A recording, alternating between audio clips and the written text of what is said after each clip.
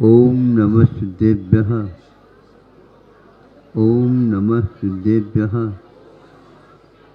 ओम नमः सिद्धेभ्यः। अहिंसा परमो धर्म की। आचार्य गुरुवर श्री कुंद कुंद भगवान की। आचार्य गुरुवर श्री ज्ञान सागर मुनि महाराज की जय। चलो परम पूज्य संत श्रोमणी आचार्य गुरुदेव विद्यासागर जी महामुनि राज की, समस्त आचार्य संघ की।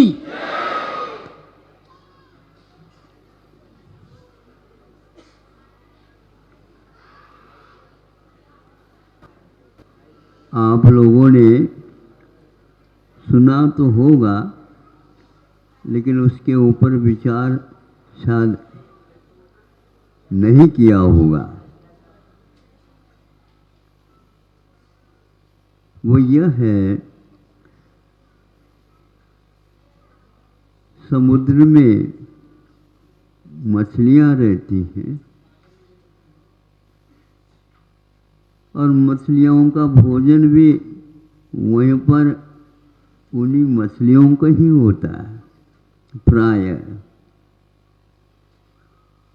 किंतु बड़ी मगरमच्छ मछली वगैरह होते हैं, वे बहुत कुछ समय के बाद भोजन करते हैं।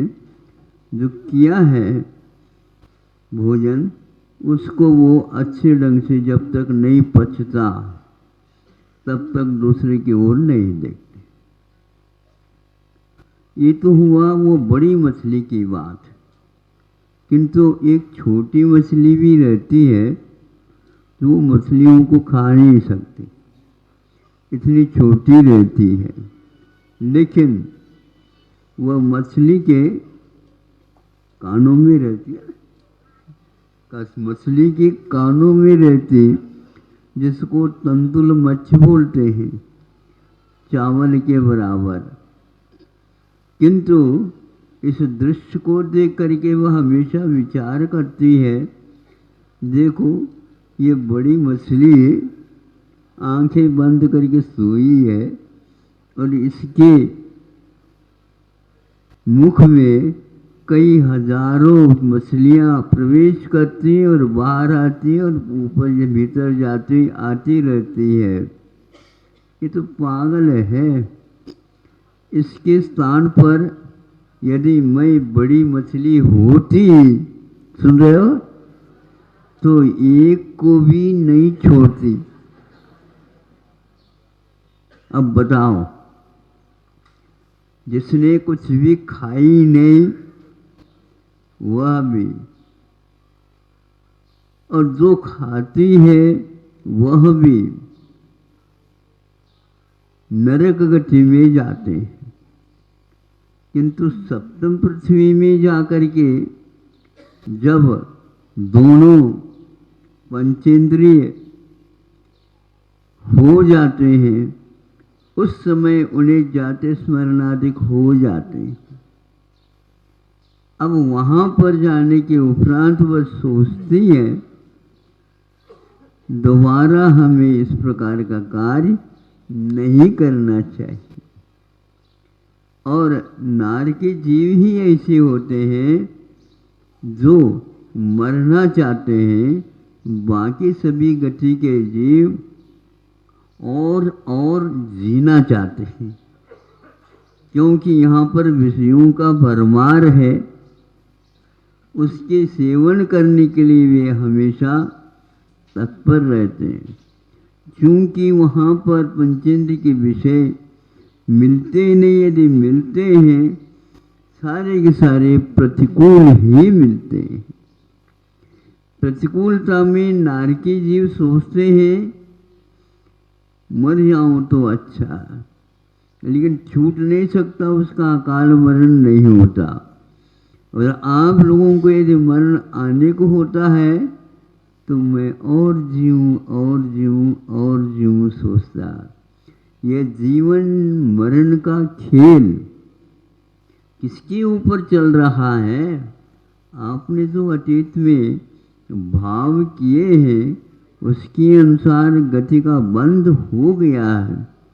गति का बंद होने के उपरांत, आयु का बंद होने के उपरांत उसका किसी भी प्रकार से समापन नहीं हो सकता जब तक वह पूर्ण नहीं हो।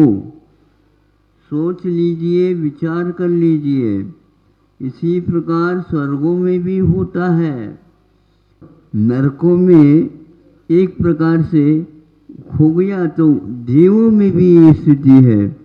बहुत लंबी आयु तक रह करके भी वे आत्मा के स्वभाव के बारे में न सोचकर वहाँ पर विषयों में ही रमते रहते। एक को विषय नहीं मिलते, इसलिए मरण की इच्छा कर रहा है। और ऊपर वाले अभी छूटे नहीं तो अच्छा, अभी छूटने लग जाता है, उस समय वह रोता है। सुन रहे हो? नरकों में हमेशा हमेशा रोता रहता है, तो स्वर्गों में अंत समय में 6 महीने में रोने लग जाता है। ये सारा वैभव हमारा छूट रहा है। सारा का सारा परिवार, वहाँ पर परिवार नहीं रहते हुए भी आगे पीछे के भवों में जो होने वाले या हो गए हैं उनके बारे में सोचता रहता है। वैचित्र यह कर्मों का है, वैचित्र उस आयु का है जो उस क्षेत्र में जा करके उसको छोड़ देता है जहाँ से आने में देरी है, लेकिन जब पक्की हो जाती है बात तो कुछ भी अच्छा नहीं लगता। ये कुछ भी अच्छा नहीं लगना ज्ञान की दशा में होना चाहिए, तो वह कर्म की निर्जरा के लिए कारण होता है। किंतु ज्ञान के नहीं, अज्ञान के कारण हम उसको और बनाए रखना चाहते हैं। इसको आप भूल जाओ। किसी को रोग से मरण होता है, किसी को कोई रोग नहीं था फिर भी मरण करना पड़ता है। बड़े बड़े महान पुरुष हुए हैं, दीर्घ संगन का उदय रहता है और उनको कभी रोग प्राय करके नहीं होते, लेकिन फिर भी इन लोगों का अकाल मरण भी होता है। भावों में एक ऐसा चक्र रहता है जिनके कारण दीर्घ संगन होते हुए भी यूं ही मरण को प्राप्त हो जाता है।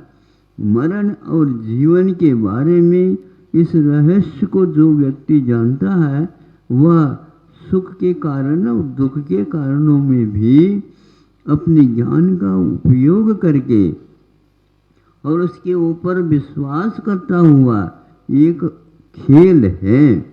ये खेल कब तक चलता रहेगा?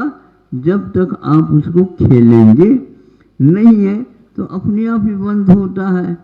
किंतु खेल समाप्त होने के उपरांत भी उसी ओर नजर रखना ये अज्ञान का काम है। बच्चे कभी भी ऐसे नहीं करते। वो अपने बरसात के दिनों में वर्षा होती है तो मिट्टी को अपने पैरों पर चढ़ा देते हैं, घरौंदा जिसको बोलते हैं आप लोग छोटे बच्चे। तो वो बनाते रहते हैं और जो ही घर के भीतर से आवाज आती है, बेटा रसोई तैयार है, तो क्या करता है वो? जिसको बनाता उसको बिगाड़ देता है अपने हाथ से। उसकी कितनी निरीहता है देखो। खेल को खेल समझो, यह भी एक खेल है आप लोगों का।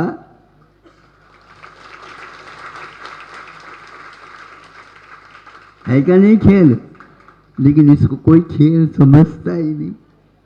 रोते हुए बैठ जाते हैं, जाने वाला भी और जिसका जाने वाला है वह भी। ये जा रहे हैं, ये जा रहे हैं, ये जा रहे हैं। जाने वाला कहता है कि मुझे इसको छोड़ करके जाना पड़ रहा है। इस प्रकार आप लोगों की कितने बार जन्म हुए और कितने बार मरण हुए, इसकी गिनती भगवान भी नहीं कर सकते। इतने भाव हो गए। अब तो कम से कम और एक भाव मिले ऐसी इच्छा मत रखो। ये भाव एक प्रकार से आप लोगों को घुमाने में कारण होता, और भाव बाकी जो कर्म होता है उसको आयु कर्म की संज्ञा दी गई है। ये आयु के कारण ऐसा होता है। तो पुराण पुरुष जितने भी आयु का बंध न हो ऐसी साधना हमेशा हमेशा करते हैं। ये ज्ञानियों का कर्तव्य मौन रूप से इस चित्रण को वह देखते रहते हैं, क्योंकि आप लोग उसमें रच पच जाते हैं। रचना और पचना एक प्रकार से अज्ञान का प्रतीक होता है। चाहे वह सुख हो चाहे वह दुख हो, वह सारे के सारे कर्मों के अनुसार होते हैं। इस रील को हमेशा हमेशा हमें देखते रहना चाहिए। ये रील है, ये भी रील ले रहा, अभी भी ले रहा हूँ। स्वयं अपना जीवन भी एक फिल्म है और उसमें चित्र हैं। उन चित्रों को देखते रहो। जब वह पूर्ण हो जाता है, क्या कहते हैं, शांत रहा, बोलने का चाले संपले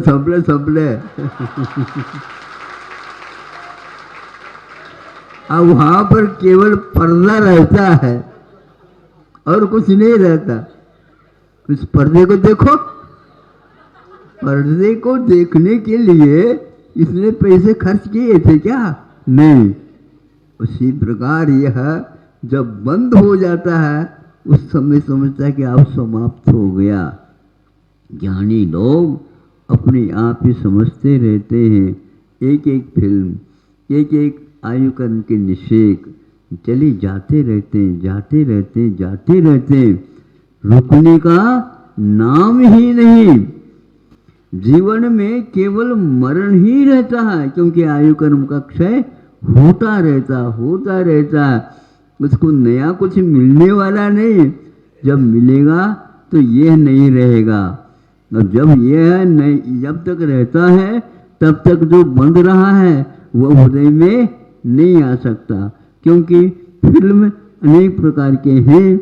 एक का पूर्ण होना, फिर दूसरे का चालू होना, यह वैचित्र है।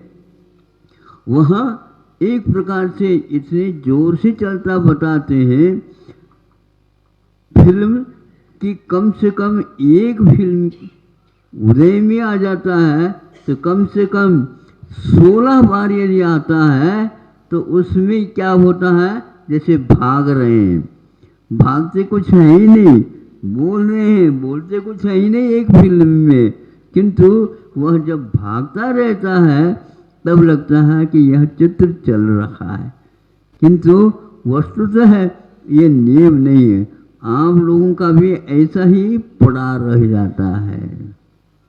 सब लोग उसके चारों ओर बैठ करके रोने लग जाते हैं, और ऊपर वह देख रहा है, देखो ये कितने हैं, हम तो यहाँ पर आ गए। कभी आप लोगों ने सोचा, आप उनके बारे में तो सोचते रहते हो, वो आपके बारे में क्या सोच रहा है यही आपको ज्ञात नहीं। सब लोग रम जाते हैं, और यहाँ पर जो बैठे हैं उनका सब छूट रहा है, वही याद आ रहा है। इस नश्वरता के बारे में आप लोगों को समझना चाहिए कि नश्वरता प्रति समय नष्ट ही हो रहा है, उसमें नए सिरे से कुछ जुड़ नहीं रहा है। क्योंकि फिल्म 3 घंटे का है तो 3 ही घंटे का है, उसको वापस ले नहीं सकते। उसी प्रकार आप लोगों का भी जीवन या व्यतीत हो रहा है, उसको वापस ला नहीं सकते। इसलिए आप लोग इसको बहुत समझदारी के साथ खर्च करो। खर्च करने की बात ही नहीं है, खर्च होता ही जा रहा है। और आपको उस संबंधी हमेशा हमेशा रकम का मतलब धन लगाना ही पड़ता है और लगाना ही चाहिए। उस लगाने से पूर्व में आपको जो अर्जित किया है उसको बड़ी सावधानी के साथ पैसे जैसे खर्च करना नहीं चाहते, उसी प्रकार के आयु कर्म के क्षणों को बेकार खर्च नहीं करना चाहिए। आप लोग टाइम पास करते हैं। टाइम पास का अर्थ क्या होता है? बोरियत हो गई है, नहीं समझे, मन नहीं लग रहा है, इसलिए और किसी काम में लगा देना, ये ठीक नहीं है। ज्ञानी लोग इसको लग तो रहा है, वो चल रहा है, इसका उपयोग करो। उपयोग करने वाला व्यक्ति एक क्षण में भी इतना अर्जन कर सकता है, उसका ठिकाना नहीं होता। इसलिए कर्म निर्जरा के विषय में एक समय में असंख्यात गुणी कर्म की निर्जरा होती है। आगम का वाक्य बहुत महत्वपूर्ण है। एक उवासी लेते समय जितने क्षण होते हैं उसमें असंख्यात गुणी कर्म की निर्जरा आप कर सकते हैं। इसीलिए धर्म ध्यान किया जाता है। धर्म ध्यान करने का उद्देश्य क्या है बताओ? हाँ, पंचेंद्र के विषयों को मांग करने के लिए नहीं है ये, किंतु इसमें कोई तथ्य नहीं है, किंतु सार रहित है। ये जान करके प्रत्येक क्षण जो कर्म का उदय आ रहा है, महाराज क्या करें, कभी कभी मन लगता है और कभी कभी बोलो नहीं लगता। तो कहाँ लगता है बताओ? कहीं खुट्टी है जिसमें वो लग रहा है, हाँ लटका हुआ है। लगता है तो कहाँ लगता, कहीं न कहीं लगता रहता है, इन्हें उसी को वह देखता रहता है। इसी का नाम दुर्ध्यान माना जाता है। स्मृति समन्वयहार इसके शब्द दिया है, हमें वही स्मृति में आता रहता, उसको नहलाते हुए उसमें समता रखना ये ज्ञानी का कार्य होता।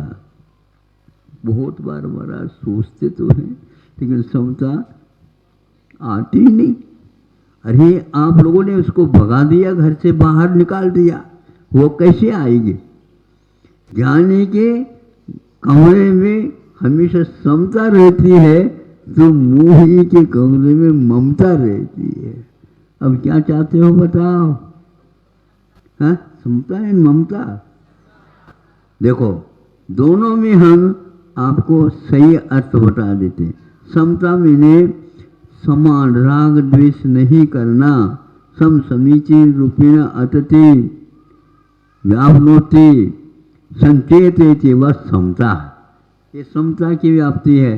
और ममता का अर्थ मम यानी मेरा, मेरा स्वभाव क्या है? मम मैंने मेरा और ता मैंने अपना धर्म, तो मेरा स्वभाव क्या है, इस प्रकार चिंतन करना भी ममता है। समझ में नहीं आया आप लोगों को?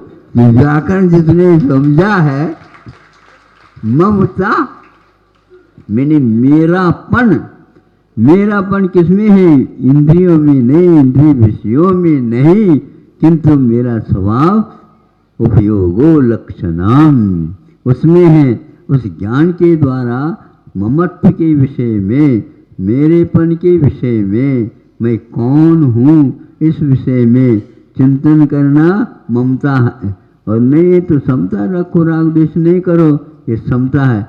दोनों बहनें हैं हमारी, नहीं समझे?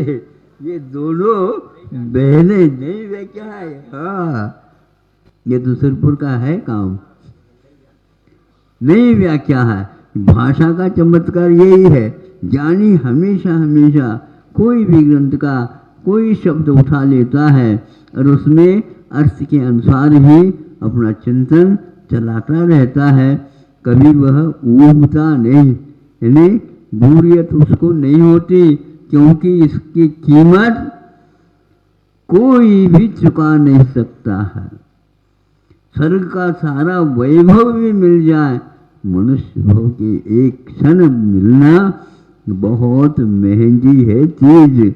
बाजार में आई तो है, लेकिन हमारे पास पैसा नहीं है तो कुछ भी नहीं है, इसलिए बाजार में जाओ नहीं। और पैसा होता है तो बाजार में ही चले जाते हैं और खरीदते हैं। आप लोग चमत्कार को ही विशेष महत्व देते हो, किंतु चित चमत्कार को कम से कम महत्व दिया करो। तो इस प्रकार समता और ममता याद रखोगे, दोनों हैं, दोनों में कर्म निष्ठा करना सीख लो। अहिंसा परमो धर्म। जब सूर्य उदय को प्राप्त होता है तो किधर होता है? पूरब को होता है। पूरब को आपने कभी देखा है? नहीं। पूरब कैसा कहा आपने? हाँ, ये आकाश अमूर्त है, निष्क्रिय है, जहाँ है वहीं पर है, आना जाना उसका होता नहीं। किंतु सूर्य और चंद्रमा आदि ज्योतिष मंडल आता है और जाता है का अर्थ ये है वे क्रिया वाले हैं, इनमें गति होती है। इसलिए जब वह प्रभात में सूर्य का उदय होता है तो उसका नाम पूर्व ऐसा कहा जाता है। अब प्रभात में लाल लाल लाली होती है क्या? नहीं होती है, वह प्रभात में ही होती है, किंतु बाद में कोई देख नहीं सकता उसको, और उसके बिना काम भी नहीं चलता। ठंड लगती है, सूर्य का उदय होता है, गर्माश मिलता है, उससे राहत मिलती है। तो सुबह सुबह प्रभाकर को या भानु को देखते हैं कई लोग। कहाँ चले जाते हैं? ऊंचे स्थान पर चले जाते हैं, वहाँ से वह सूर्य का उदय देखने में आता है। लाल लाल रहता है, उसको देखने से आंखें को ज्योति भी बढ़ती है, बाद में देखेंगे तो घटती है, ध्यान रखना है। हाँ, तो अब वह प्रभात में लाली है, बहुत सुंदर लगती है। इसी प्रकार संध्या में शाम के वक्त वह सूर्य पुनः अपना जो उदय के काल में आभा थी, उसी प्रकार वहाँ पर भी आभा होती है, दिखते हैं। इसलिए लोग सनसेट और सनराइज इन दोनों को देखते हैं। हम तो प्रभाकर को देखने के आग्रह करते हैं, आप लोग प्रभाकर को देखो, ताकि ये तीन लोक को प्रकाश देने की क्षमता जो रखता है उसका अनुमान किया जा सकता है। ये प्रभाकर को देखने से कुछ ही स्थान में प्रकाश इसका फैलता है, किंतु तीन लोक जो जानते हैं, तीन काल को जो जानते हैं, उनकी प्रभा, उनकी ज्योति, उनके पास कितना आलोक होगा इसका अनुमान लगाया जा सकता है। तो बात रही संध्या काल में भी लाली होती है और प्रभात में भी होती है। प्रभात में भी लाली होती, संध्या में भी लाली है। एक सुलाती और एक जगाती कितने अंतर वाले हैं। अब बताओ आप, आपको समझ में तो आ रहा है, इसलिए तालियां बज रही है, बहुत अच्छा। अब सुबह भी लाली होती है और शाम को भी लाली होती है, किंतु शाम की लाली आपको सुला देती है। थके हुए रहते हैं आप, किंतु सुबह की लाली क्या करती है? हाँ, जगा देती है। दोनों लाली होते हुए भी दोनों समान नहीं है। ये आप बताओ, यहाँ पर आए, ये प्रभात की लाली है कि शाम की लाली है? देखो, आप तो बिल्कुल समझदार है। हाँ, तो सुबह की प्रभात की जो लाली है वो यहाँ पर आने के लिए आपको प्रेरित करती है। और शाम की जो लाली है, चलो भैया मोटर गाड़ी छूट न जाए, सब भग जाते हैं। किंतु अभी आप ही बताओ, सुबह की लाली अच्छी लगती है क्या शाम की लाली? हाँ, सूर्य तो प्रभाकर तो एक ही है। इस प्रकार वह उदय को प्राप्त होता है, उस समय पूरी संसार ही जागने लग जाते हैं। और जब जागते हैं उस समय मन की परिणति बहुत प्रसन्नता को लेकर के चलती है। इसी प्रकार हमें दो प्रकार की बातें हैं। ये पंचेंद्रिय के विषयों की ओर जो ले जाता है वह हमारे लिए हानिकारक है, और जो पंचेंद्रिय के विषयों से ऊपर उठे हुए हैं, ऐसे अनंत परमेष्टि आदि, आचार्य परमेष्टि आदि, साधु परमेष्टि आदि आदि का हम एक प्रकार से अवलोकन कर सकते हैं और रात में नहीं कर सकते हैं। इसीलिए ऐसे व्यक्तियों की संगति हमारे लिए अच्छी है जिसके द्वारा हमारा जागरण हो जाता है। नहीं है तो विषयों में, कषायों में सो जाएंगे तो वहाँ पर लुट जाते हैं, और सो जाते हैं तो उस समय सूर्य नहीं रहता है, इसलिए क्या प्रकाश तो मिलता ही नहीं, और अपने आप ही निद्रा देवी उदीर्णा को प्राप्त हो जाते हैं। और आप एक प्रकार से शव के समान, शव का अर्थ मुर्दे के समान सो जाते हैं, पता ही नहीं लगता। इसलिए पंचेंद्र के विषय जहाँ सब मिल जाते हैं, उधर से हट करके अपने को पंच परमेष्टि जहाँ पर मिलते हैं, उनका स्वभाव ज्ञात होता है, उसका सहयोग ले लेना चाहिए, उसकी संगति कर लेना चाहिए। आप लोगों को अभी कैसे लग रहा है? अब घर में कैसे लगता है? हम वो लाओ, हम ये लाओ, हमने को दिया नहीं, वो नहीं किया, वो नहीं किया, आदि आदि, सिर में दर्द होने लग जाता है। फिर क्या कर रहे हैं? तो क्रोध आ जाता है, मान आ जाती है, माया आ जाती है, लोभ आ जाता है, गुस्सा आ जाता है, यहाँ पर नहीं रहेंगे हम, चलो। ऐसे भी कहते हैं, कहते हैं क्या नहीं? सही बोलो, कहते हैं ना, पति पत्नी के ऊपर टूट बरसाता है, पत्नी बोलो।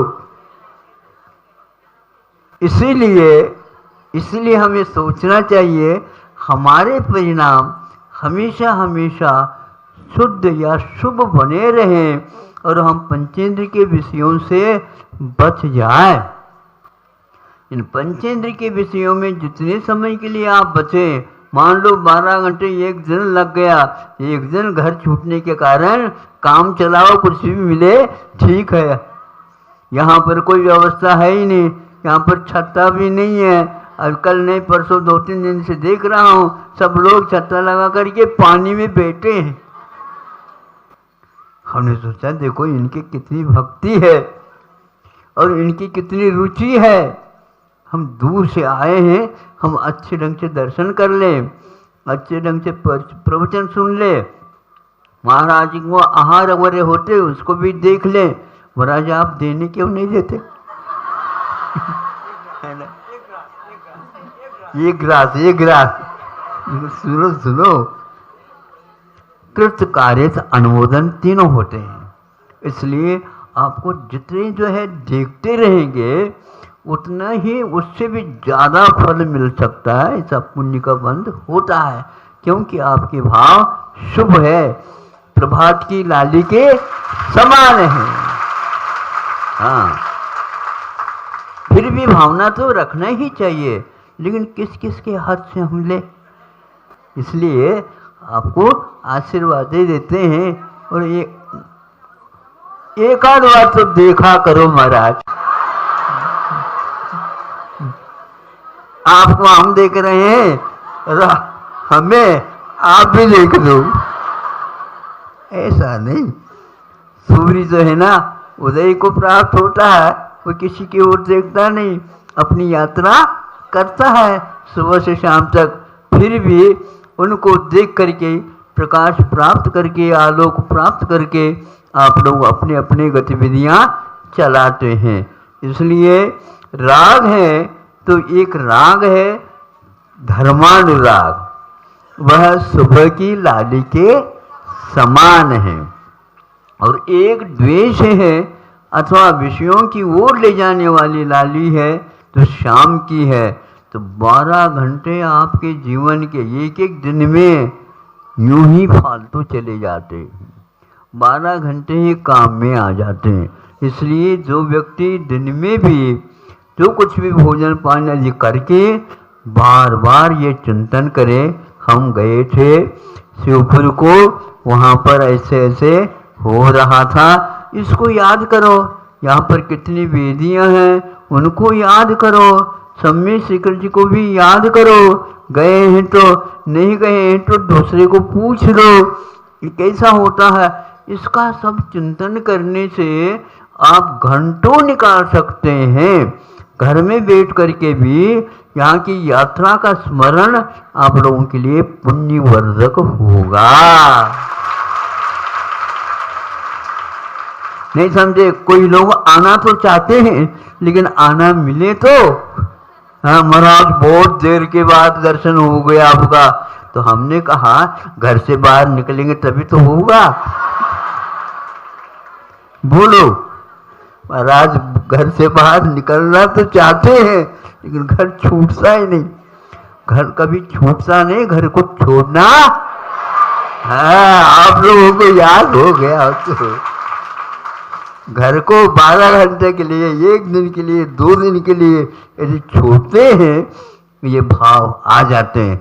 बच्चों के ऊपर भी संस्कार पड़ते हैं, बच्चे भी इसी प्रकार आना जाना सीख जाते हैं और इसी को अच्छा समझ लेते हैं। ये तो चलता है कभी धूप और कभी छाँव, तो जब छाँव मिले उस समय कम से कम हम विषयों से बच करके अच्छे ढंग से धर्म ध्यान करना चाहिए।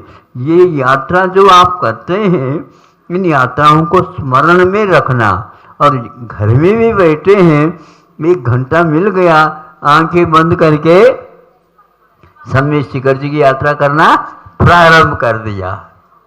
इस प्रकार करने से क्या होता, उस स्मरण में केवल यात्रा रहेगी, सम्यक शिखर जी रहेंगे और उसके टोंक रहेंगे। वहाँ की मूर्तियों का दर्शन किया, वो स्मरण में आएंगे। ये जितने आप करेंगे तो सारा का सारा आपको पुण्यवर्धन में और संसार से पार होने में सहयोग अवश्य देगा। और इस प्रकार आप घर में बैठ करके भी यहाँ के स्मरण से धर्म ध्यान कर सकते हैं। वैसे गृहस्थ को हमेशा हमेशा छूट मिलती नहीं है, छुट्टी लेनी पड़ती है। छुट्टी कुछ मिलती है लेकिन उसमें भी कुछ न कुछ विघ्न आ जाते हैं, उसका उपयोग नहीं हो पाता। इस प्रकार प्रभात की लाली और संध्या की लाली को याद करके हमें धर्म के प्रति अनुराग रखना, पंच परमेष्ठ के ऊपर यथार्थ श्रद्धा रखना, ये सारे सारे बहुत लाभप्रद है। ये ठीक है, भोजन तो मिष्टान मिले तो पेट भरता है, लेकिन ये ध्यान रखो मिष्टान में नहीं मिलता है तो रोटी तो खा सकते हैं, उसमें क्या बाधा है। हमेशा हमेशा, बल्कि यूं कहना चाहिए हमेशा हमेशा त्योहार हो जाए ना तो फिर वो भी ठीक नहीं लगता है। आप लोगों का मन हमेशा हमेशा यदि धर्म करना चाहते तो यहीं पर बैठे रहो। हाँ, मन महाराज जल्दी बल्दी बहुत उछड़ जाता है, उखड़ जाता है। हाँ, उखड़ जाता है। हाथी जो है ना, वो अपने खंबे को भी उखाड़ लेता है, खुट्टी को भी उखाड़ लेता है। इसलिए उसको ज्यादा मत सिखाओ। धर्म ध्यान करने के लिए भी मन की स्थिरता बहुत आवश्यक है। इसलिए भगवान के सामने गुस्सा कोई नहीं करता, घर में भक्ति नहीं याद आती। हाँ, सब प्रतिकूल वातावरण है, इसलिए घर में ज्यादा ऐसा वातावरण मत बनाओ, उतना ही ठीक रहता है। बच्चों के ऊपर भी ज्यादा मोह नहीं करना, बच्चों के प्रति अनुराग रखना। ये आगे के युग को संभालने वाले होनहार राष्ट्रपति है।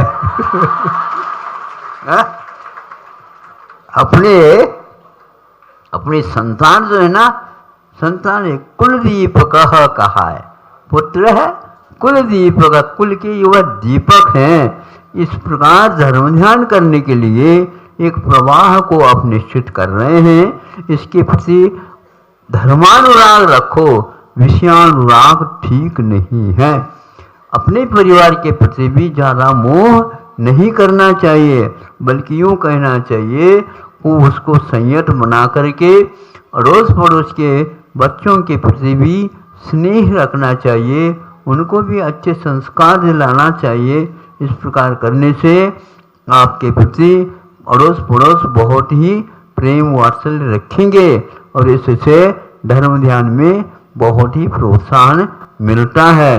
इस प्रकार राग द्वेष होते हैं, लेकिन विषयों से द्वेष हो और धर्म के प्रति अनुराग हो। ये अनुराग हमारे लिए प्रभात की लाली के समान काम कराने वाली है। इसके माध्यम से संतों ने भी ये कहा कि उनको भी इस प्रकार के भाव करने पड़ते हैं और वो करते हैं। धर्म प्रभावना के लिए उपदेश आदि देने की भी आज्ञा भगवान के द्वारा दी हुई है और उसके अनुसार आपको सुनने के लिए भी कहा गया है। सुन करके भी उसका उपयोग भी करना चाहिए। हमारे पास सम्यक दर्शन है तो उसके 3-4 गुण तो हैं, लेकिन 7-8 गुण भी और हैं जो 8 प्रकार के अंग हैं। उन अंगों का जैसे हम प्रयोग करेंगे तो हमारा शरीर काम करता रहता है, उसी प्रकार निशंक आदि जो 8 गुण हैं उनको याद कर लेना।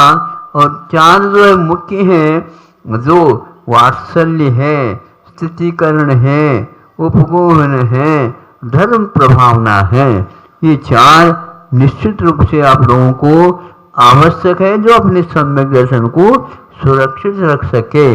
अगर आपका सम्यक दर्शन सुरक्षित रहेगा तो आप मरण के उपरांत स्वर्ग ही जाएंगे, अन्यत्र नहीं जाएंगे और वहाँ से यहाँ पर पुनः मनुष्य भाव मिलेगा यदि सम्यक दर्शन है तो। इस प्रकार निश्चित करके बहुत जल्दी आपको छुट्टी यहाँ से संसार से मिल सकते। छुट्टी चाहिए आप लोगों को? हाँ, बच्चों को जिस प्रकार स्कूल जाना भी अच्छा लगता है, छुट्टी और अच्छी लगती है, उसी प्रकार यहाँ पर भी है। स्वर्ग जाना चाहिए, क्योंकि स्वर्ग यदि नहीं जाते तो अच्छे संगति हमें नहीं मिलती। देव गुरु शास्त्र का साक्षात जो है हमें दर्शन होता है, ये इसी के साथ होता है। उसमें भी जा करके समझ में आ जाता संसार कितना भयानक है, फिर वहाँ से यहाँ आ जाए।